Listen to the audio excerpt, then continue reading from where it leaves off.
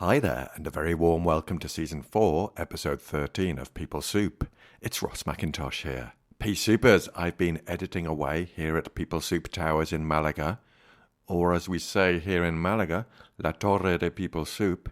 And this chat with Dr. Duncan Gillard was recorded way back in July 2021. Duncan was joined by his pal and friend of the show, Hoopdog, also known as Dr. Nic Hooper, and we had a good old chat. And I think you're absolutely right. I think hard work is incredibly important. And I think that does mean being willing to experience some tricky stuff along the way, willing to experience a degree of stress and a degree of worry and a sense of uncertainty. And I think that is important, really, really important, not just important, essential. But I think what's also equally as essential is this idea of just find your, I want to kind of call it passion, if you like. Find the thing that makes your heart sing the most. And I don't think that's a linear process. I think that's like an iterative process. Like we don't just decide what our passion is and go, right, I'm going to go do my passion. That's just not the way we work. Passion builds in the doing. So you think you're interested in something, you try it out. Maybe it sticks, maybe it doesn't. It takes you down another sort of maybe hopefully similar trajectory.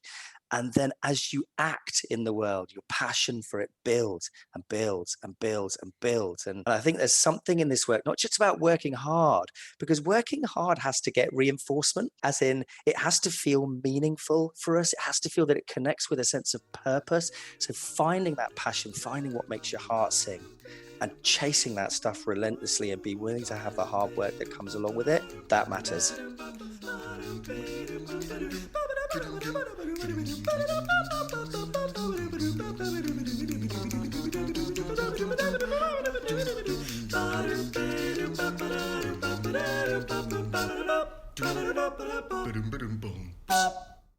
People Soup is an award-winning podcast where we share evidence-based behavioural science in a way that's practical, accessible, and fun to nourish your mind to flourish at work. We cover so much more in the chat, from Duncan's career history, his travels around Europe and India, and his interest in philosophy and spiritual disciplines. We also talk about his move into educational psychology and his passion and geekery for contextual behavioural science and relational frame theory. We finish off with Duncan's song selection, which I was unable to have a go at singing as I didn't have a clue what he was talking about. Let's take a quick scoot over to the news desk. In our last episode, I reflected on the content that my anxious mind had been generating over our move to Spain, and it resonated with several Pea Soupers. Friend of the show, Chris Winson, said on Twitter, and he's back with an example of Olympic gold standard level of worrying. Thanks for sharing, Ross. It was like listening to my mind. And nice insights into your work with Annie, too. And that gives me a beautiful segue. Speaking of my work alongside Annie Gascoigne, if you'd like to throw your festive hat in the ring, fill out a form via the link in the show notes to have a chance of winning a free place on Module 3 or 4 of our Flexibility at Work program. Or you can find the form directly at bookwen.com/flexibilityatwork. And finally, some breaking news. Get yourself over to the website connect-ed.world. That's connect-ed.world. Duncan, Nic, and a group of extraordinary pioneers have launched a whole school approach to well-being. As the landing page says, we imagine a future in which schools enable their communities, children, staff, and parents to explore and connect with personal values and to develop the psychological skills to live their best lives. Boom! This is an incredible development. Congratulations to the team. I'm so proud and humbled to be involved too. So go and check it out and spread the word, folks. That's connect-ed.world. But for now, get a brew on and have a listen to my chat with Duncan Gillard and Hoopdog.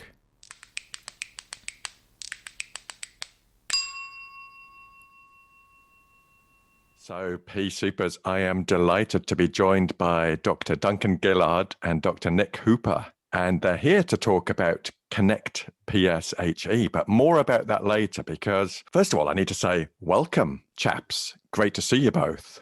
Thanks. Great to be here. Yep, lovely to be here. I feel like I'm hogging People Soup at the moment, and so I'm going to try and talk as little as possible, Ross.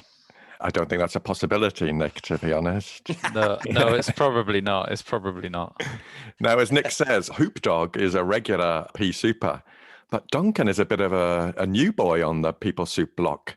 So what I thought we'd do is start by checking out Duncan a bit. So Duncan, I've got my research department onto you, and they've been delving into who is the man behind the face and that sort of shizzle. So I've got some outcomes from my research department, which I'm going to share with you now. I'm fascinated to hear. I'm glad you used the word fascinated and not sort of terrified. There's a bit of that in there too, probably.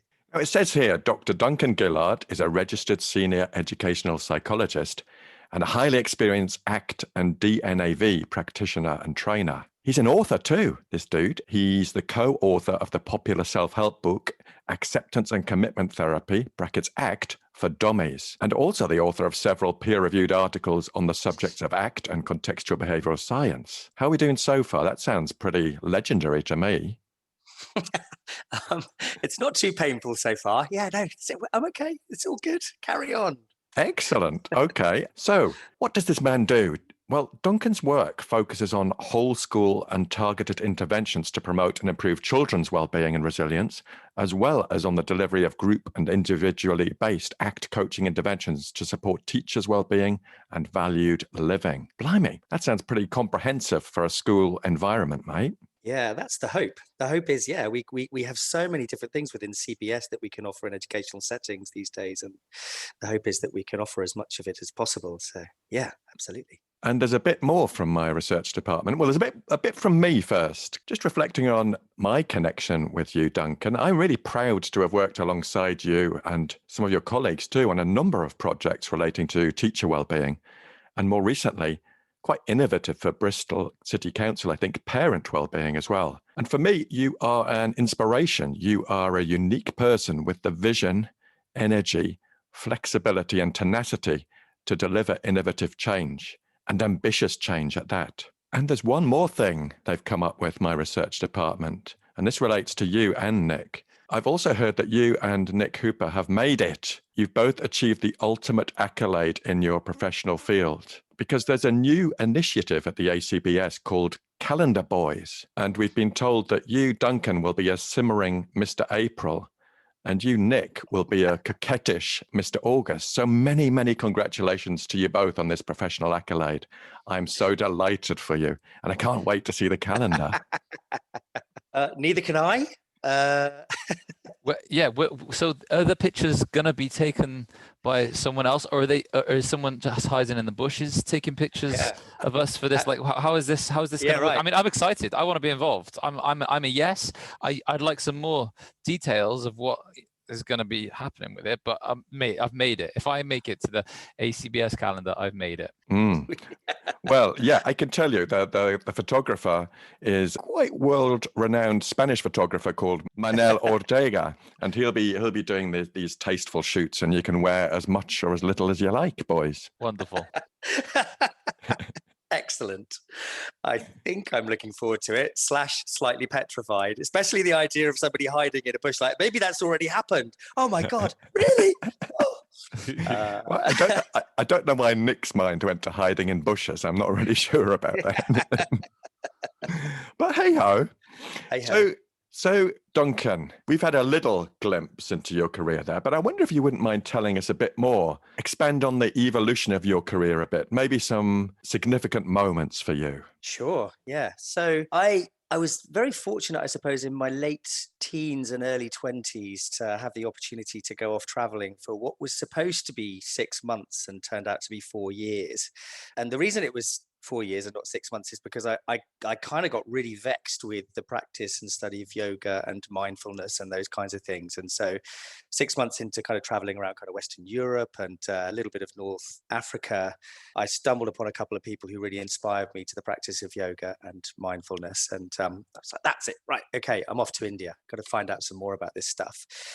And 4 years later, kind of came back still equally as kind of passionate about, interested in and kind of practicing these things. And the mindfulness piece kind of never went away. But I came back to England to study psychology, which I'd put off at kind of undergraduate level at that time. And I kind of put that off for 1 year, then another year, and then another year, and then another year. And finally it was like, well, if I don't do it now, maybe I'm never going to do it. So I kind of came back. So my kind of entry into academic psychology at degree level was a point in time where I already had a real fascination for, interest in, an active practice around kind of spiritual disciplines, and an interest in philosophy as well, philosophy of mind in particular. And I did the undergraduate degree, and I was really still interested in mindfulness and also kind of philosophy of mind. So I did a master's degree in consciousness and transpersonal psychology, and still kind of chasing, I suppose, in a way, answers to ontological questions around, the kind of the relationship between mind and matter, and what's the nature of self, what does it mean to be a person. These questions were really kind of fascinating me. And it really wasn't until I decided to sidestep, rather than go off into a PhD, but to sort of sidestep into applied psychology, that I'd stumbled upon, well, ACT, but more fundamentally functional contextualism, the kind of philosophical underpinnings of our CBS work. And it just, completely out of the blue, to help me to understand the world, my condition, my relationship to it in a completely different way. It helped me to, I almost don't want to say answer the questions I'd been asking, but it helped me to ask the right questions, or questions that were more workable, possibly. Questions that were a bit more about workability, and a bit more about truth is in what's useful, rather than truth being some kind of ontological truth we can chase down and ascertain in some way. And that was it, really. I've been hooked on the world of contextual behavioural science ever since, and moved into doing a doctoral degree in educational psychology, which at the time really was relatively light in terms of the presence of contextual behavioural science work within it. But over the kind of 9 years since I did my doctorate, we've been fortunate to see that really, really change in the UK. And I think we've been a significant part of that. There's a lot of CBS within educational psychology in the UK today, I'd like to think. And particularly in your service, I think, Duncan, as I say, you've been championing that and driving it forward. I think there's some truth in that. Yeah, kind of want to not overshoot here, but I mean, it's certainly, very much run through my veins with Nic, but, also very much with yourself, Ross. Over the last 5 years, we've been doing all kinds of work around trying to get CBS-based models and CBS-based interventions and technologies into the bloodstream of school communities, including work to support teacher wellbeing using ACT-based interventions, more recently pro-social work to kind of hit those group processes within educational settings, the more intensive, targeted and kind of specialist work with young people who are particularly struggling. And of course, we can talk about that quite a lot today. I think Connect, which is designed to do something different and be much more universally applicable and preventative. Thank you so much for talking about the sort of evolution of your career, because I think it's really important that people out there hear that, because it's not linear. And I think it sounds like you were a kind of curious explorer. You were really open to just pausing and thinking what was interesting for you and which direction you wanted to go in. Because I think often, particularly when we're younger, we kind of consider a kind of linear career. Like, I go to university, I do a master's, maybe I do a PhD, and then I do this career. And we're deciding right at the beginning of that process what we're going to do. But I think I love hearing your more fluid evolution. It's not just that, Ross. I'm going to jump in here. It's not just a linear path to a career.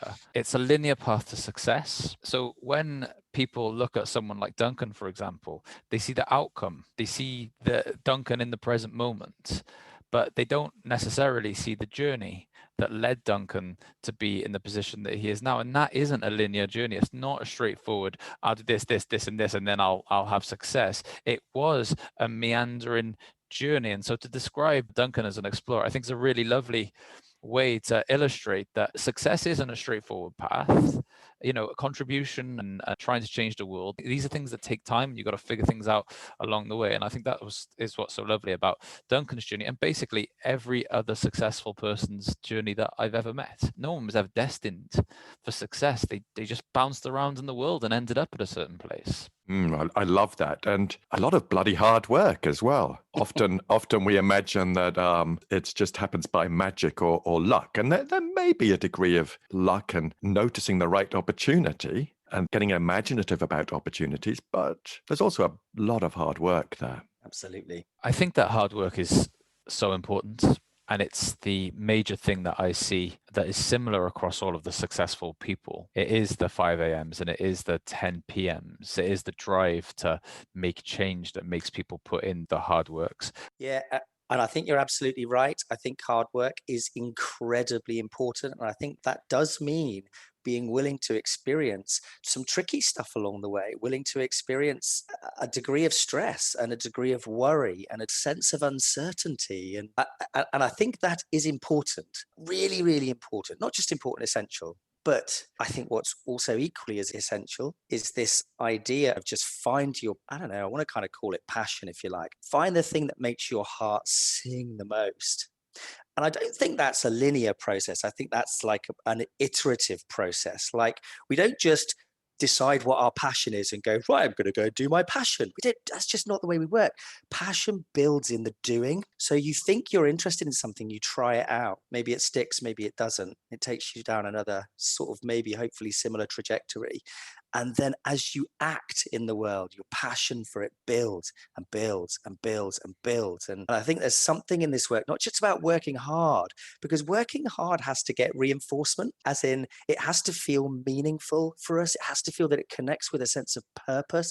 So finding that passion, finding what makes your heart sing and chasing that stuff relentlessly and be willing to have the hard work that comes along with it, that matters. Sure thing. Absolutely. And could you tell us a bit more, Duncan, about your passion? How did you take that fork in the road to go towards education? So I sidestepped out of an academic career to applied psychology and just kind of fell into the very, very capable hands of a dear friend of Nic and mine, Freddie Jackson Brown, who is also an owner of and very, very intimately connected to the Connect program we're going to talk about. And he really kind of nurtured my skills as a behavioural science practitioner. And I think what I saw for the first time in doing that work, which just for clarity was actually applying mostly kind of Skinnerian principles with children with learning disabilities, but we also built on some of that work and started integrating not so much kind of ACT as a practice model, but RFT processes. So we were trying to train things like mutual entailment and combinatorial entailment in the kind of skills repertoires of children with learning disabilities at points in that work as well. And, you know, it was just the most breathtaking and transformative time to realize, oh my God, you can do psychology that transforms lives. And I really don't think I connected, that was back in 2006. I really don't think I connected with that until that point. So my journey into ACT was really not like many people's journey into ACT. I didn't come at it through a therapeutic or a practice angle, not therapy in the classically understood sense of the word anyway. I came at it because I was a bit of a geek and the theory just blew my mind.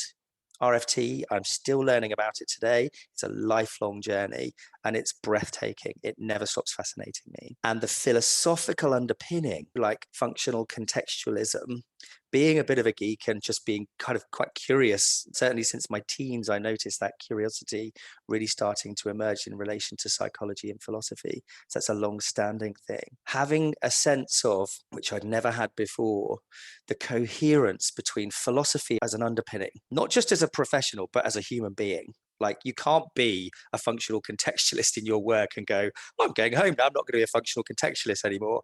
It just gets inside your bloodstream.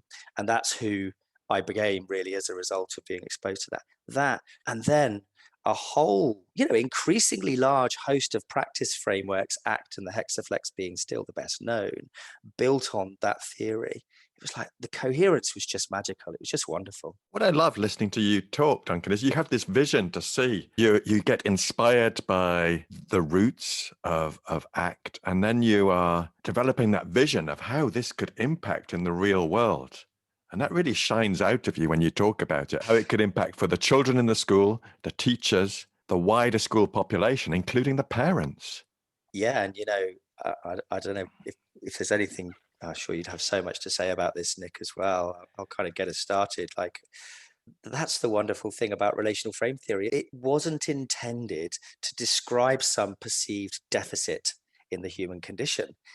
It describes and helps us to understand how to usefully intervene in terms of language, cognition, and even affect too. You know, people often talk about RFT as being a theory of language and cognition, but there's affect in there as well. You know, you look at the recent advances in RFT, like the Rowe model, and, you know, this is not necessarily entirely new stuff, but we talk about the evoking process within the role model. Like, relationally framing has an affective component too. Like, when we relate, it evokes particular emotional responses for us.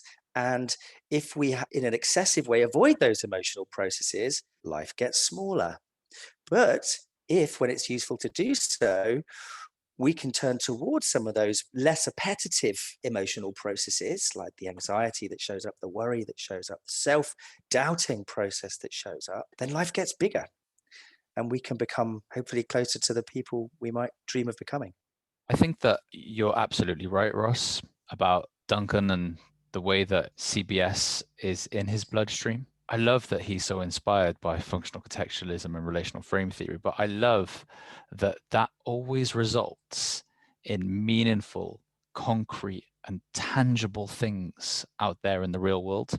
A while ago, Freddie sent me a quote. That's Freddie Jackson Brown, who Duncan's already mentioned, and it said this: "All men dream, but not equally. Those who dream by night in the dusty recesses of their minds wake up in the day to find it was vanity. But the dreamers of the day are dangerous men, for they may act their dreams with open eyes to make it possible." And it was a quote by T.E. Lawrence. And I look at Duncan sometimes and I'm reminded of that quote, because to chase things and to act and to make things happen in the world, that's a vulnerable place to be, right? Because there's a very real chance of failure.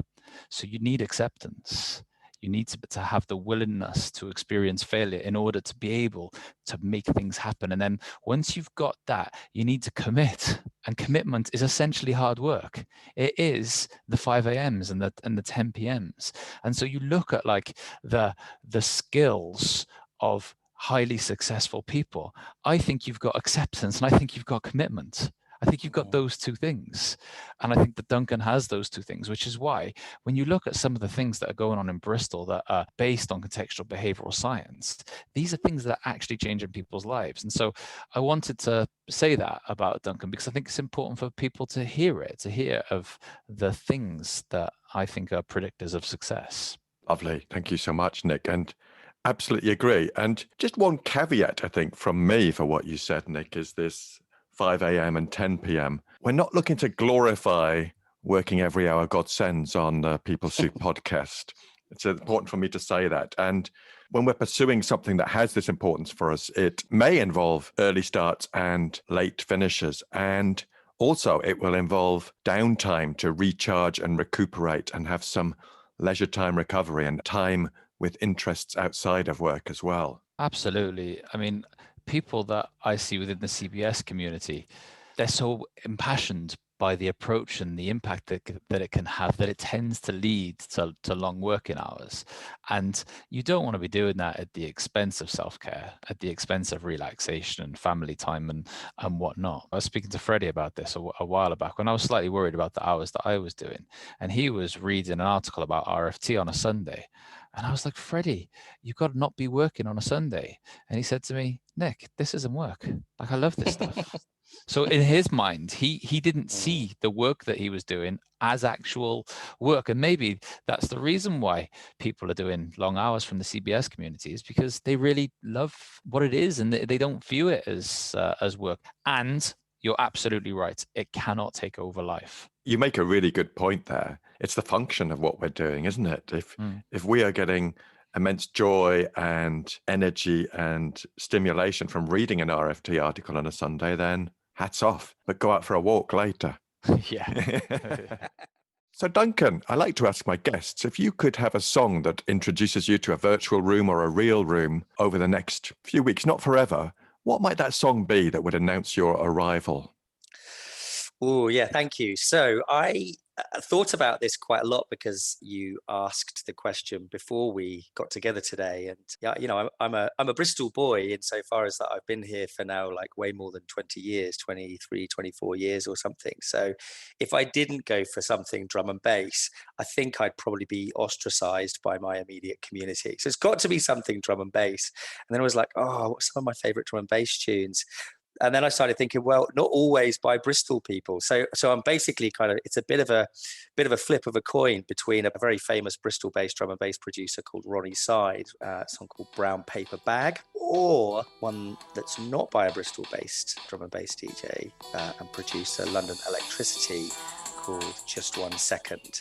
I guess so that I don't get ostracized by my community, it's going to have to be Ronnie Side's Brown Paper Bag.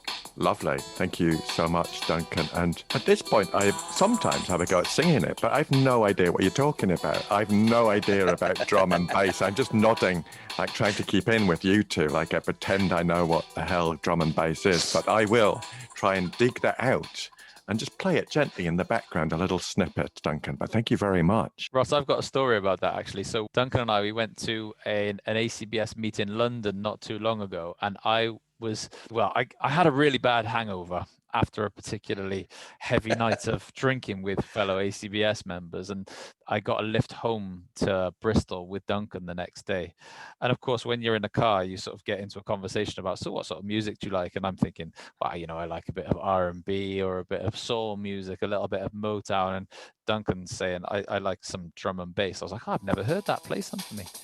And I'm listening to it, this drum and bass, with a hangover, feeling sick in his car, thinking, what on God's earth is this stuff that he is listening to? Just play me some Gloria Gaynor, I Will Survive. You know, just play me something that is going to be more soulful than this stuff. But, you know, each to their own. He gets to own his music, doesn't he? Blimey, yes. I can't wait to go and listen to it now. It was a good journey.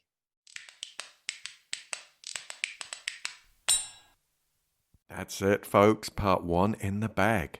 Tune in next time for the second part of my chat with the boys, where we talk more about the Connect program. If you like this episode of the podcast, could I invite you to share it with one other person? I'm really keen to spread the behavioural science and skills with more people. Of course, a subscription, follow, rating or review are also very much appreciated. The show notes are at rossmcintosh.co.uk, and this includes links to a few different platforms. I love to hear from you, and you can get in touch at peoplesouppod@gmail.com. On Twitter, we are at peoplesoupppod. On the Instagram, people.soup. And on Facebook, we are at peoplesouppod. Thanks as ever to Andy Glenn for his spoon magic and Alex Engelberg for his vocals. Most of all, dear listener, thanks to you for listening. Look after yourselves, Peace Soupers, and bye for now. How it can impact for children in school, how it can impact for the parents, and then how it can impact for the children's in the Wow.